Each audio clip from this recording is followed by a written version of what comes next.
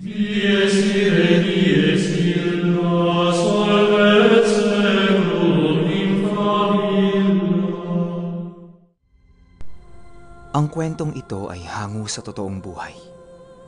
Karanasan ito ng pamangkin, anak ng kaibigan ni Ate Rose, at ng kaibigan ni Ate Rose mismo. Taong 1965, Estancia, Iloilo. Itong mga panahong ito, yung kaibigan ni Ate Rose ay merong pamangkin na bumibisi-bisita sa kanila sa estansya. 2 beses sa isang buwan kung bumisita ito sa kanila. Yung mga anak kasi nitong kaibigan ni Ate Rose, kaklose nung dalaga. Wala kasi itong mga kapatid kaya palagi siyang sabik pumunta doon sa kaibigan ni Ate Rose. Pumupunta siya doon para makipagkwentuhan, kulitan, gala, mga tipikal na ginagawa ng mga magpipinsan.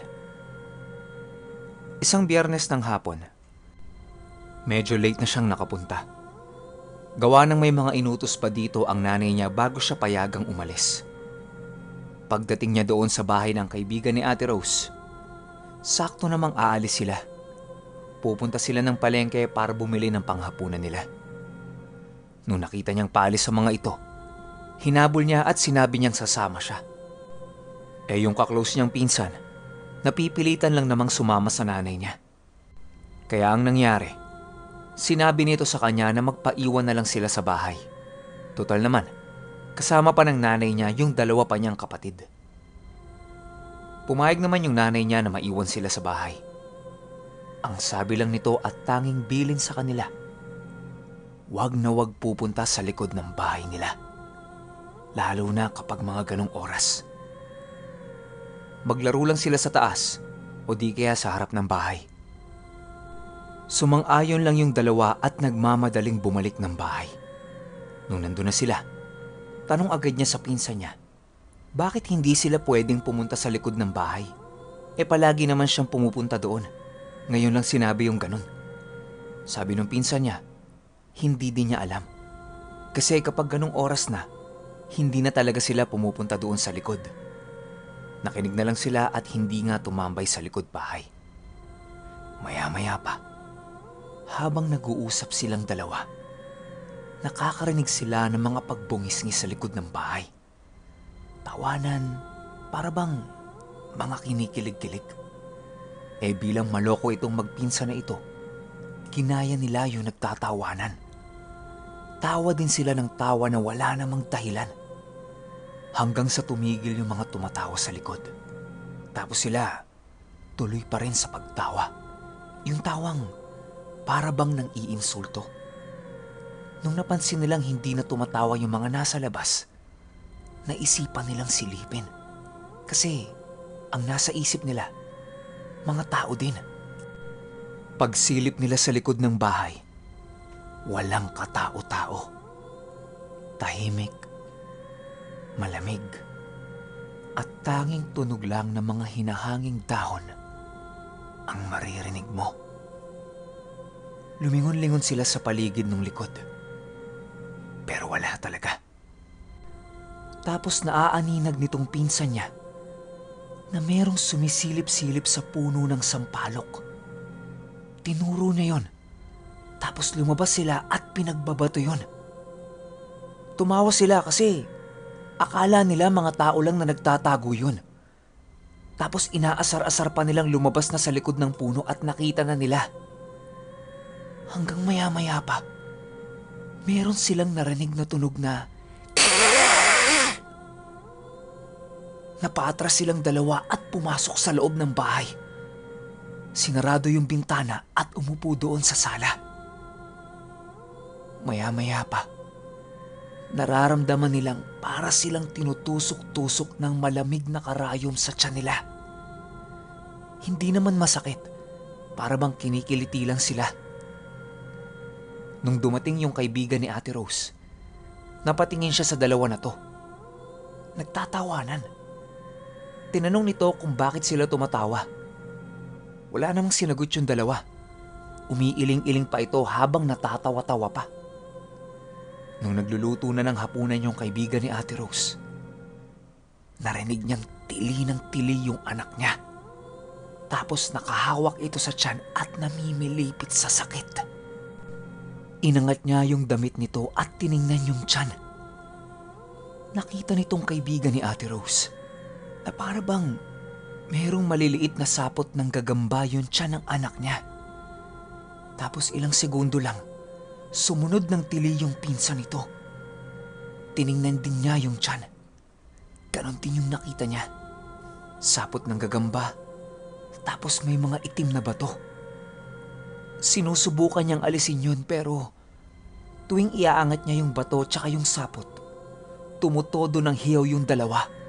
Para bang binabalatan sila ng buhay dahil sa sobrang sakit. Hindi na alam nung kaibigan ni Ate Rose kung ano ang gagawin niya. Hanggang sa inutusan niya yung panganay niya na ipatawag yung kakilala nilang manggagamot. Buti na lang, ilang bahay lang ang pagitan nun sa kanila. Nung nakarating yung manggagamot sa bahay nila, kung ano-anong dahon kaagad ang itinapal nito sa magpinsan. Kasabay niyan, may mga iba't ibang orasyon din itong ginawa. Pinapasapi niya yung gumawa ng sakit na yon sa magpinsan. Pero isa lang yung sumapi. Tapos doon pa sa anak ng kaibigan ni Ate Rose. Pagsapi nito, hindi siya nagsasalita. Pero itinuro niya yung bintana. Bintana na makikita mo yung likod ng bahay nila at puno ng sampalok. Napatingin doon yung manggagamot. Natulala ito ng ilang segundo. Tapos tango lang ng tango. Para bang sumasang-ayon lang ito sa kung anong sinasabi nung nakikita niya. Napatingin din yung kaibigan ni Ate Rose. At doon niya nasaksihan ang isang nilalang na hinding-hindi niya malilimutan sa buong buhay niya. Paglalarawan niya ng itsura nito, sobrang laki ng mukha na halos sakupin na yung butas ng bintana nila. Merong dalawang naglalakihang mata na purong itim. Malaking bibig na merong malalaki at matatalas na ngipin. Mahaba ang buhok nito na kulay puti. Pero ang nagpagimbal sa kanya ay yung narinig niya itong magsalita. Pero hindi niya maintindihan. Para bang yung tunog wow,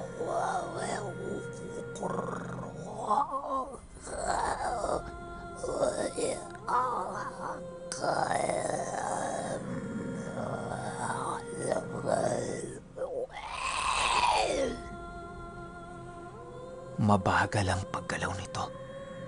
Tapos panay turo pa nun sa kanila. Ramdam niyang hihimatay na siya dahil sa sobrang takot. Nawawala-wala na siya sa sarili at papikit-pikit na siya. Nang biglang magsalita yung anak niya na natauhan siya at napatingin doon sa anak niya. Nilapitan niya ito at niyakap kaagad. Sabi sa kanya nung manggagamot, yung anak niya at pinsan nito, merong pinagtawa ng mga engkanto. May sinabi yung engkanto sa manggagamot. At ayon dito sa manggagamot na ito, marahil tayong mga tao, mga tawa nila ang naririnig natin sa mundo natin. Pero sa mundo nila, lahat sila ay mga nag-iiyakan nun. Kaya sila nag-iiyakan dahil meron silang namatay na kalahi. Sinilip na mga engkanto yung dalawa, pero patuloy pa rin silang tumatawa. Nagbigay na sila ng senyales na itigil na yung pagtawa ng dalawa. Yun yung biglang pagtahimik ng buong paligid. Yung pagpaparamdam sa'yo na maraming nakatingin kahit wala ka namang nakikita. Malakas at malamig na simoy ng hangin. At yung nag-iisang nakasilip sa puno ng sampalok. Lahat yan ay hindi pinansin ng magpinsan. Bagkus pinagbabato pa sila ng mga ito. Wala namang tinamaan sa kanila. At wala naman silang intensyong kunin o patayin yung dalawa. ang sa kanila lang. Gusto nilang turuan yung dalawa kung papaano rumispeto ng mga nilalang na hindi nila nakikita. At gusto din nilang ipahatid na mensahe na hindi lang sila ang nakatira sa mundong ito. Kaya nagpalipas lang sila ng ilang oras at binigyan sila ng sakit. Pinaliwanag ng manggagamot sa mga engkanto na walang alam yung dalawa at hindi nila intensyon na pagtawanan sila. Mga bata lang yon, kaya sana patawarin nila. Matapos ang maiksing diskusyon, umalis na kaagad yung engkanto sa bintana. At dahang-dahang nawala yung sakit ng dalawa. Pero bilin pa din ng manggagamot.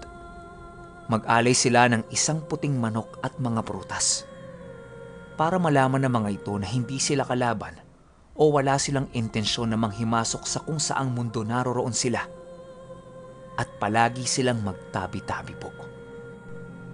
Agad-agad lahat yan ay sinunod ng kaibigan ni Ate Rose. Tapos yung puno ng sampalok, maniwala kayo o sa hindi, linggo-linggo meron ng malalaking bunga yon. Kaya busog-busog sila sa sampalok.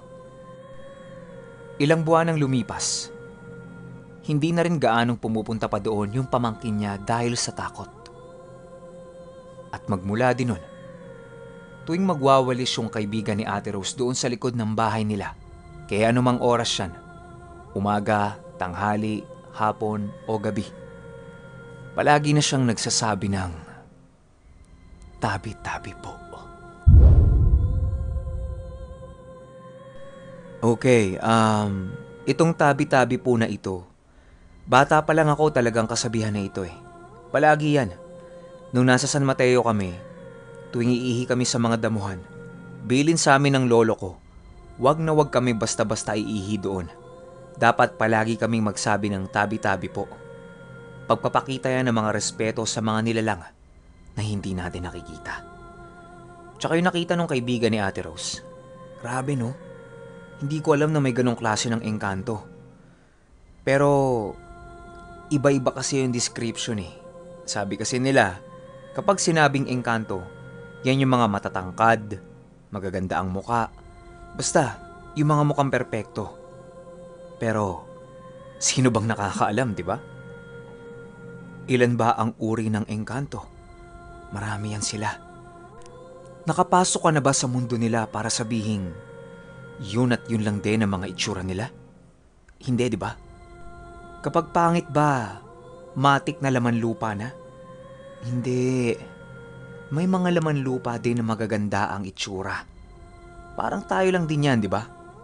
Pero kayo, anong opinyon ninyo sa kwentong ito?